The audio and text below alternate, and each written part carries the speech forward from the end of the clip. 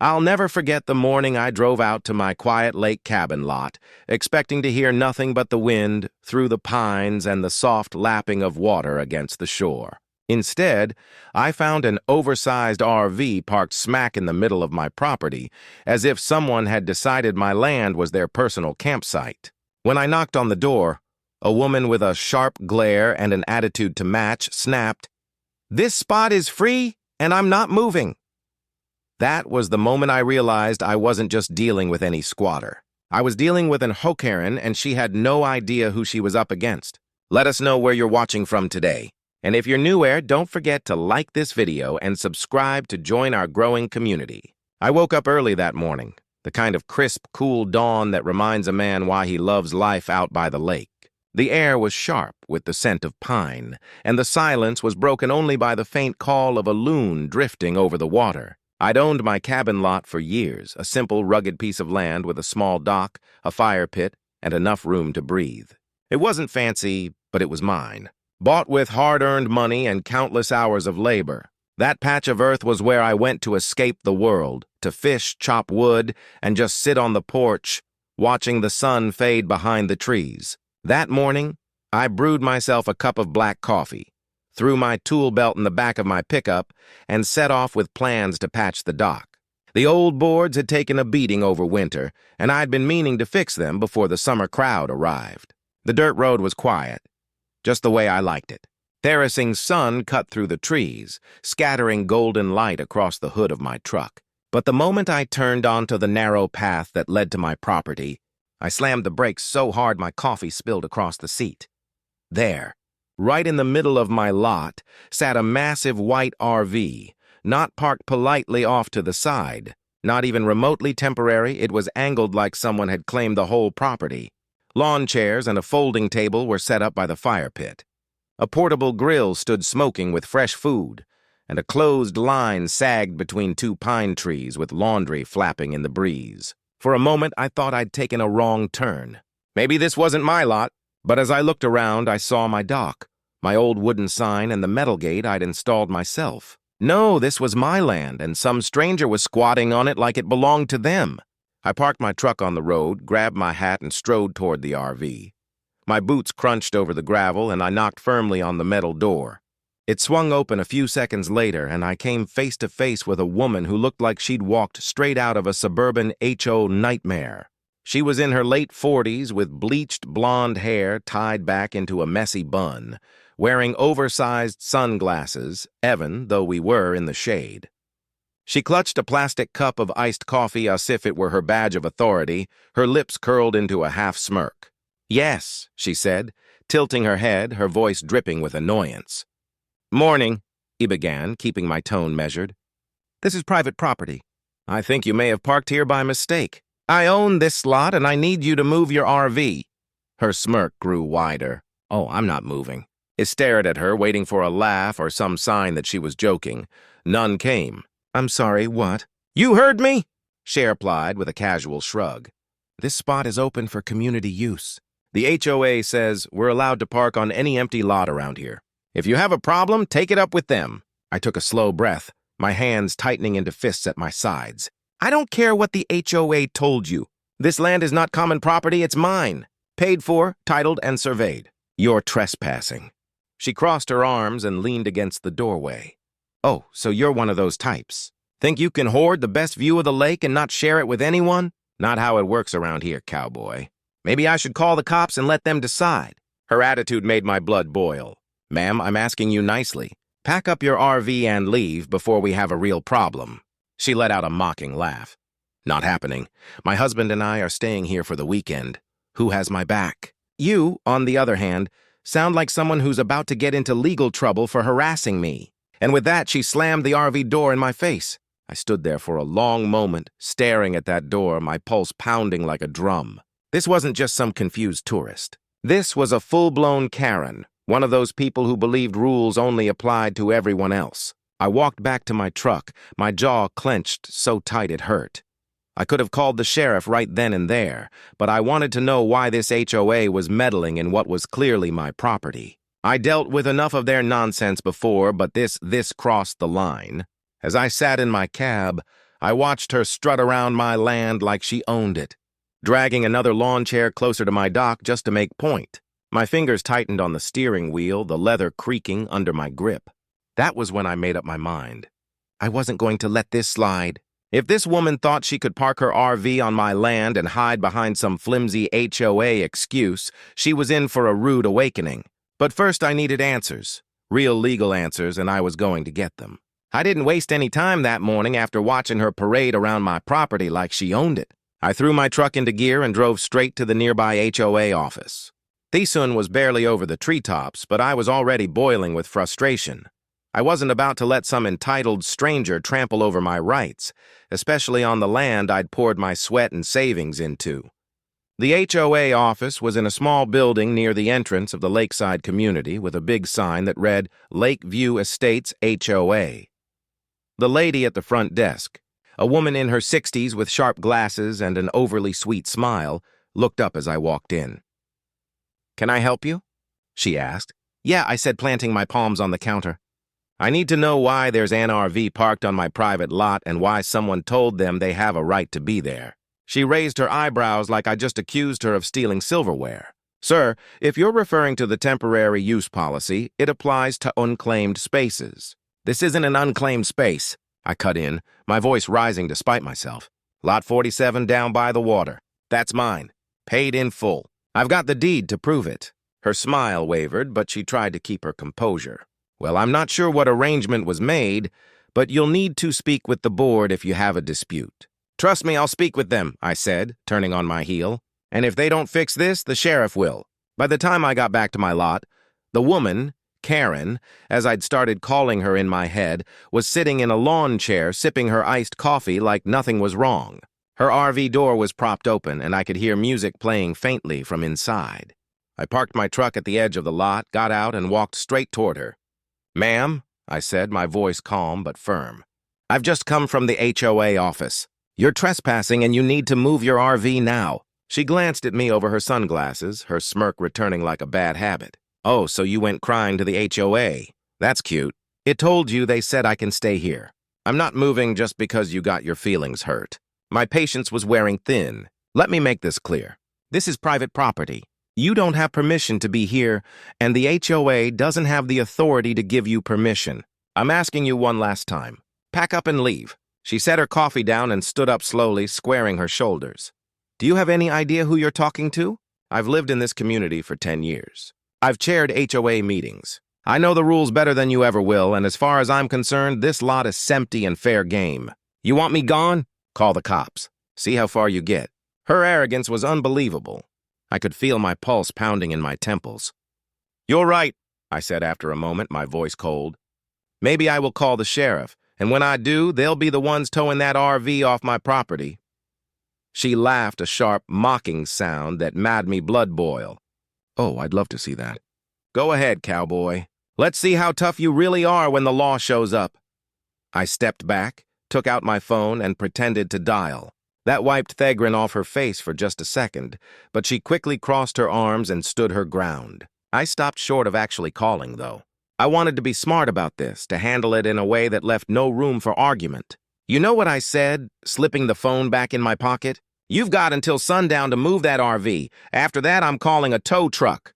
And believe me, you don't want to see what happens when they haul your rig out of here." Her eyes narrowed behind those sunglasses. "You wouldn't dare." "Trime," I said, turning and walking back to my truck. As I drove away, I could feel her gaze burning into my back. This wasn't over.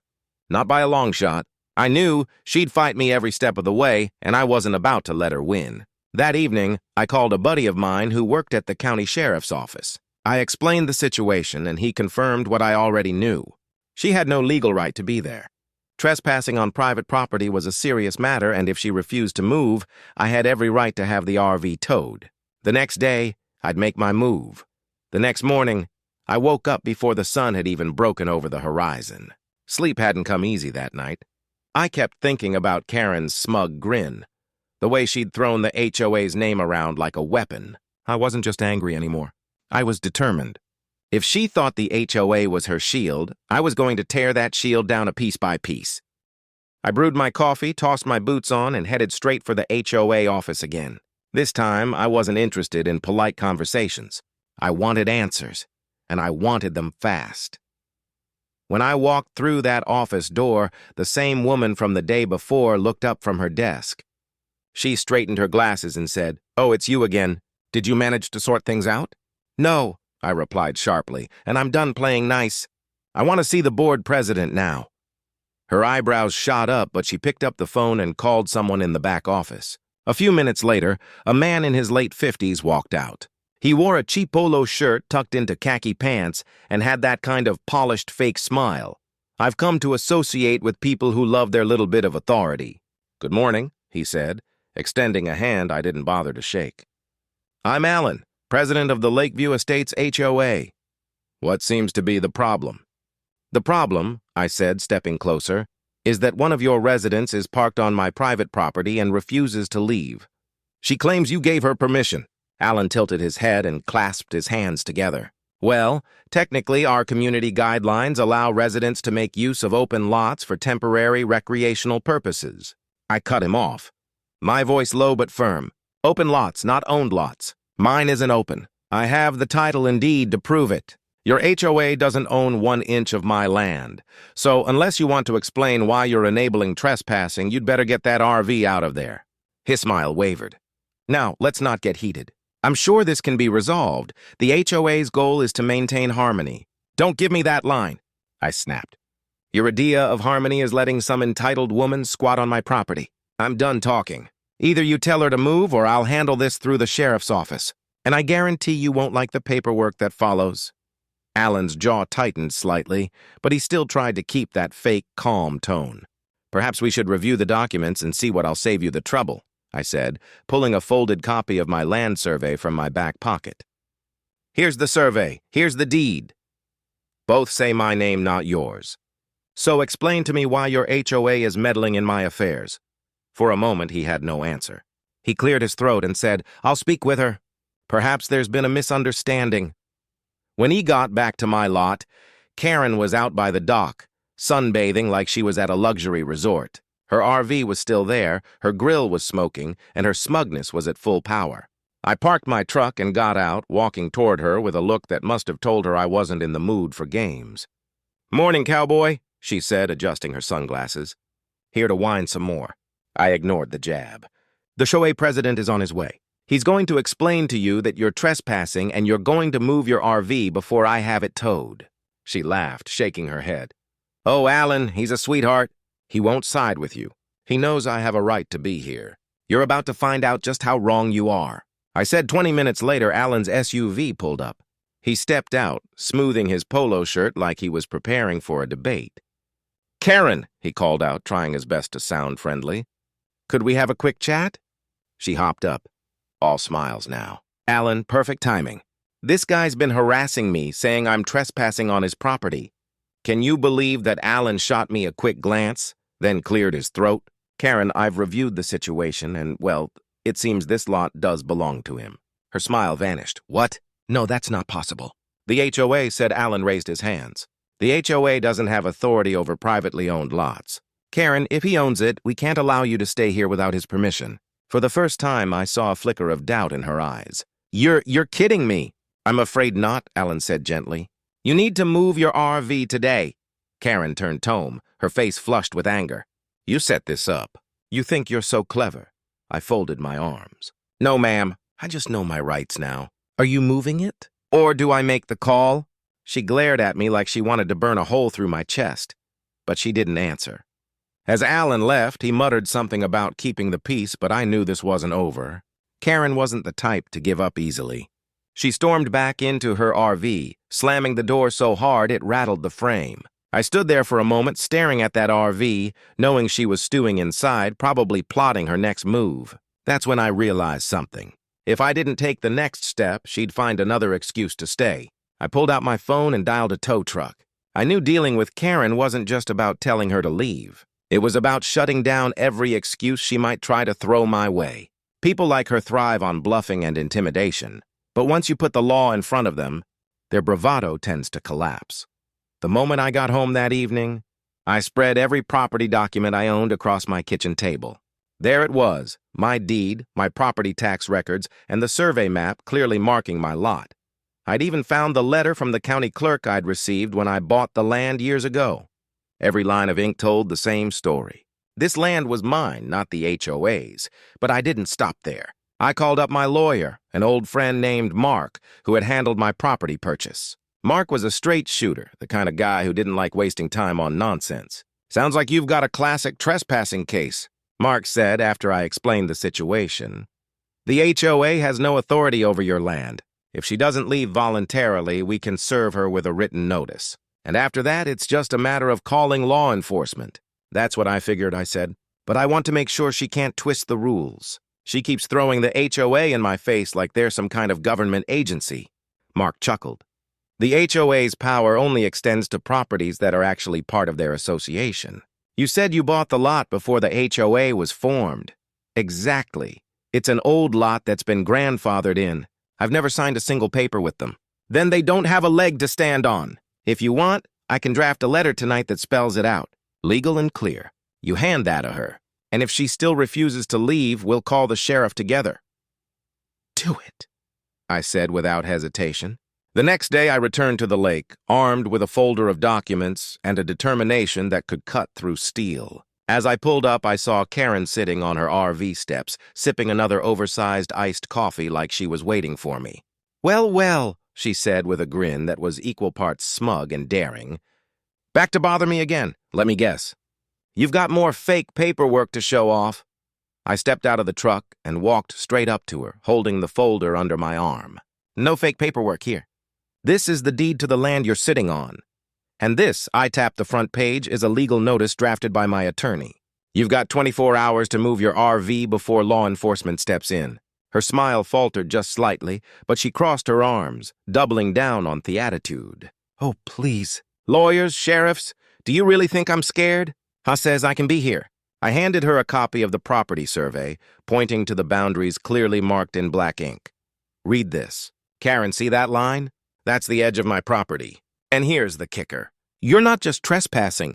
You're parked in a way that blocks the fire lane, which means when I call the sheriff, they'll have plenty of reasons to tow your rig on the spot." Her face flushed red, but I could see the uncertainty creeping in. She stood up, towering over me on the RV steps. "You're bluffing." "Try me," I said calmly.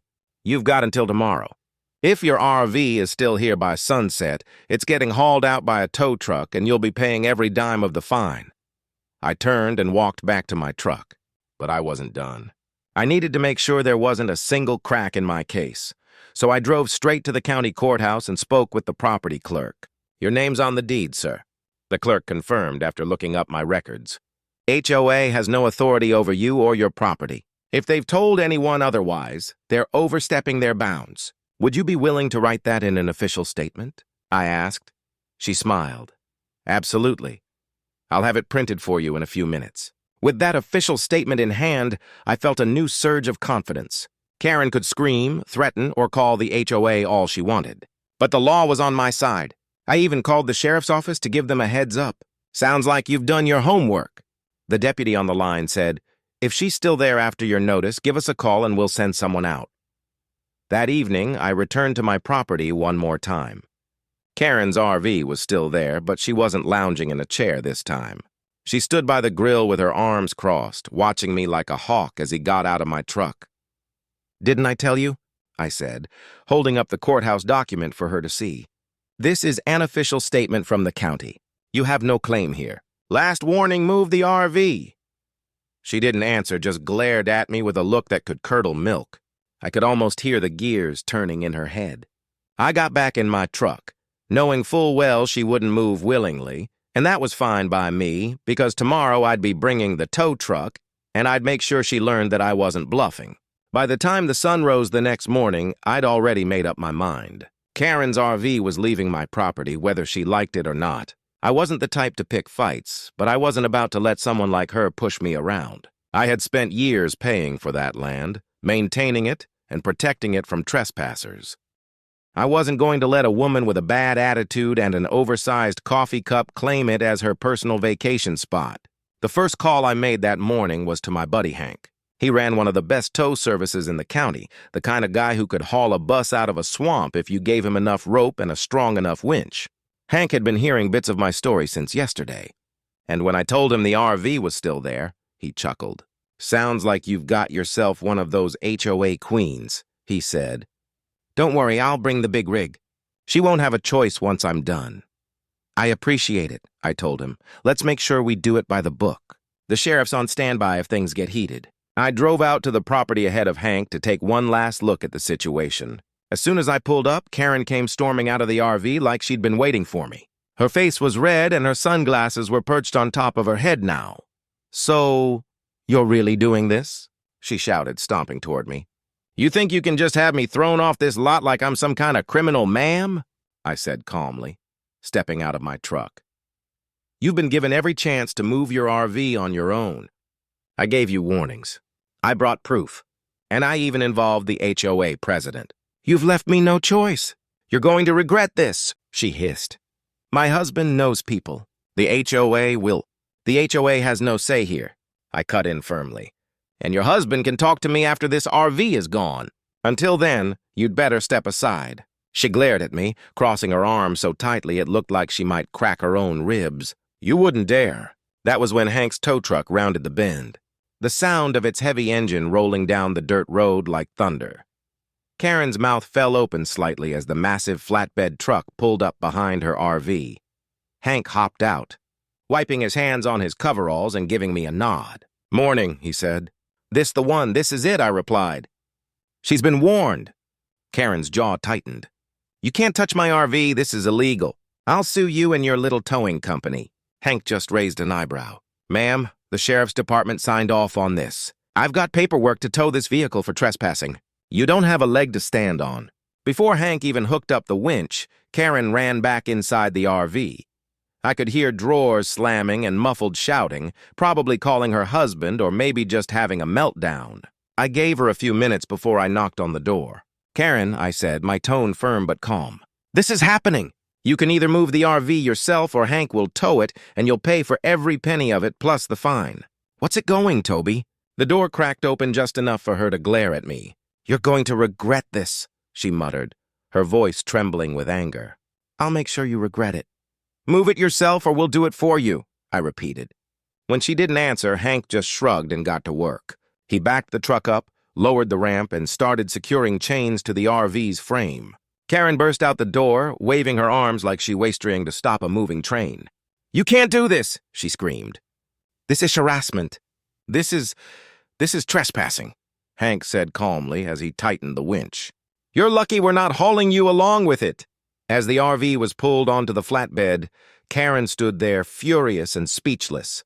She looked at me like she wanted to curse me into the ground, but all I did was fold my arms and watch. This is what happens when you don't listen. I told her, "Next time, don't park on someone else's property without asking."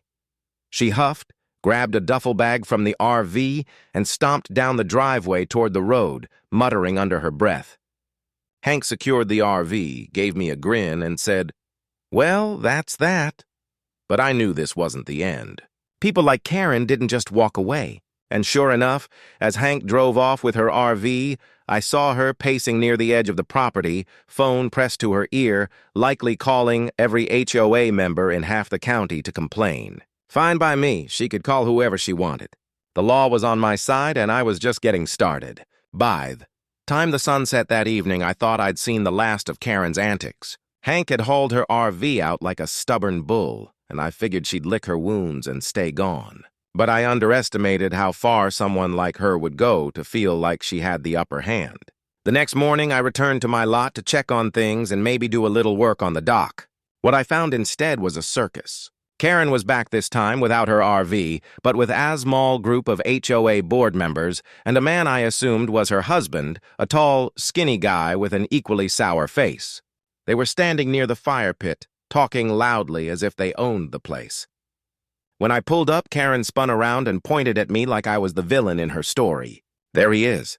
That's the guy who had my RV stolen." "Stolen?" I said, stepping out of my truck. "Lady, your RV was towed because it was trespassing on my land. You're lucky I didn't have you arrested." Her husband stepped forward, his chest puffed out. You think you can just push people around. We pay HOA fees to keep this community nice, and you're out here acting like a dictator. I gave him a hard stare. I don't pay HOA fees because I don't belong to your HOA. This land is mine, not yours, not the board's, and certainly not hers. I have every legal right to protect it. Alan, the HOA president, looked like he wanted to be anywhere but there. Now everyone, let's stay calm. We're just trying to find a peaceful solution. Peaceful, Karen barked. This man humiliated me. He had my RV dragged away like I'm some kind of criminal. I want it brought back and I want him fined. I couldn't help but laugh, though there was no humor in it. You trespassed on my property, ignored my warnings, and now you want me fined. You've got some nerve. As the shouting escalated, a sheriff's cruiser rolled down the dirt road. I'd called them earlier, anticipating this very stunt. Deputy Miller stepped out. A broad-shouldered man in his 40s with the kind of calm presence that quieted a room. "What's going on here?" he asked, surveying the group. Karen wasted no time. "Officer, this man had my RV stolen and now he's threatening us." Miller glanced at me, and I handed him the documents I'd brought, deed survey and the official notice from the county. She parked her RV on my private property without permission. I gave her 24 hours to move it. And when she didn't, I had it towed. Everything's legal. Miller scanned the papers and nodded. "He's in the right, ma'am. You were trespassing. The tow was lawful." Karen's face turned beet red. "This is outrageous. Don't you know who I am? I'm on the HOA board that doesn't give you the right to take over someone's land," Miller said firmly. "If you don't step off this property right now, I'll have no choice but to issue a trespassing citation." For a moment, Karen looked like she might explode. Her husband muttered something about unfair treatment, but I barely heard him over the pounding of my own heart. This was the showdown. I'd been waiting for a public reckoning of who was right and who was wrong. "Let me be crystal clear," I said, stepping forward. "This land is mine. I don't answer to your HOA, your rules, or your attitude. If you or anyone else sets foot here again without permission, I'll have the sheriff handle it every single time. Are we clear?" Karen glared at me, her hands trembling with fury, but she said nothing. "Not a word." "Good," I added. "Now I suggest you go find where Hank parked your RV because you're not welcome here anymore."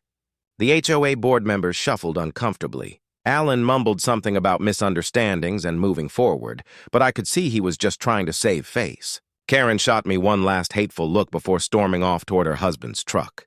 Deputy Miller gave me a nod. "You did the right thing." People like that. Sometimes they need a hard line drawn. "Appreciate you coming out," I said. "No problem," he replied. "Call me if they try this again." As the dust settled, I stood on my dock watching the sunlight ripple across the lake. For the first time in days, I felt the tension in my chest start to ease. Karen had been put in her place, and the HOA had seen firsthand that I wasn't going to roll over for anyone. But deep down, I knew this wasn't just about an RV anymore. It was about standing my ground literally and making sure people like Karen learned there were consequences for trying to bully their way through life. And this showdown, it was only the beginning because I wasn't done yet. After the showdown with Karen and the HOA board, I knew I couldn't just let things slide. People like her don't learn unless there's real accountability. If I left this unchecked, I'd be dealing with another stunt within weeks, maybe worse next time. That same afternoon, I called my lawyer, Mark, and laid out everything that had happened. From the moment I found the RV on my lot to the moment the sheriff confirmed I was in the right, Mark listened without interrupting, his voice calm and steady. "Sounds like you've got enough evidence to take this further," he said. "We can file for damages, including the towing costs, and request an official restraining order to keep both her and the HOA from touching your property again. I'll also send them a cease and desist letter to make things crystal clear." "That's exactly what I want." I replied, "I don't just want this to end. I want them to think twice before pulling anything like this on anyone else." Over the next few days, Mark drafted a legal notice and sent copies to both Karen and the HOA board. It spelled out in no uncertain terms that any further interference with my property would result in immediate legal action. He also included an invoice for the towing fee, something I had no intention of paying myself. A week later, I received a call from Alan, the HOA president. His voice was tight, like he was trying to sound reasonable but couldn't quite swallow his pride. "Look," he said, "Karen's. Well, she's not exactly happy with how things went down. She's talking about suing." I laughed. "She's welcome to try. I've got the law on my side, Alan, and you know it. There was a pause. We don't want this to escalate, he said carefully. The board has reviewed the documents, and it seems we may have overstepped. We'll cover the towing fee and issue a statement to clarify that your property isn't part of our community lot policy. Good. I said that's a start, but I still want a written apology from your board for enabling this nonsense. And Karen, she'd better keep her distance or the next time I won't settle for just a tow truck. Alan sighed. I'll see what I can do. 2 days later, I received a formal letter on HOA letterhead signed by Alan and 2 other board members. They admitted their mistake, apologized for the misunderstanding, and confirmed that my lot was entirely outside their jurisdiction. It wasn't much, but it was enough to put the matter to rest legally. Karen, however, wasn't so easily silenced. A neighbor of mine, Jake, stopped by one evening with a grin. You won't believe what I just heard, he said. Karen's been telling anyone who listened that you bullied her and that the HOA caved because you're some big-shot lawyer or something. I chuckled. Let her talk. As long as she stays off my property, she can say whatever she wants. But I wasn't entirely done with her. Mark suggested filing a small claims case for damages related to the trespassing and harassment, mostly as a way to send a message. I agreed. When the court date rolled around, Karen showed up with that same arrogant posture, sunglasses perched on her head. Even inside the courtroom, she didn't have a lawyer, just a stack of papers she clearly didn't understand. The judge listened patiently as she tried to argue that the HOA had given her permission. Mark calmly laid out the deed, the survey, the sheriff's report, and the towing documents. Within 10 minutes, the judge ruled in my favor. Karen was ordered to pay the towing fee plus a small fine for trespassing. The look on her face was priceless pure shock mixed with indignation. This isn't fair, she blurted, but the judge had already moved on to the next case. As we walked out of the courthouse, Mark patted me on the back. That's how you handle people like her. Legally, firmly, and with no room for argument. Thanks, Mark. I said, I couldn't have done this without you. That evening, I stood on my dock. The cool breeze off the lake, carrying the smell of pine and water for the first time in weeks. I felt real peace. Karen was legally bound to stay away. The HOA had been put in its place, and I knew I'd done more than just protect my land. I'd set a precedent. Noon would mess with me or my cabin lot again. The morning after the court ruling, I drove back to the lake with a sense of finality I hadn't felt in weeks. For the first time in what felt like forever, I wasn't bracing myself for a fight. The road to the cabin was quiet, the early sunlight filtering through the pines and casting golden streaks across the dirt. It was the kind of peaceful drive I'd been missing since Karen barged into my life. When I pulled onto my lot, it was exactly the way I wanted it. Empty, still, and mine. No RV, no folding chairs cluttering the view, no smug face waiting to greet me with another argument. Just the sound of the water lapping gently against the dock and a pair of ducks floating lazily near the shore. I got out of my truck and stood there for a while, taking it all in. There's something about winning a fight for what's right that feels better than any victory you can buy. This wasn't just about a piece of land. It was about standing up for myself, for what I worked for, and for the principle that bullies don't get to win just because they're loud. Later that day, I walked around the property, checking every corner, every post, and every line of the fence. I tightened the gate latch, swept off the dock, and stacked a fresh pile of firewood near the fire pit.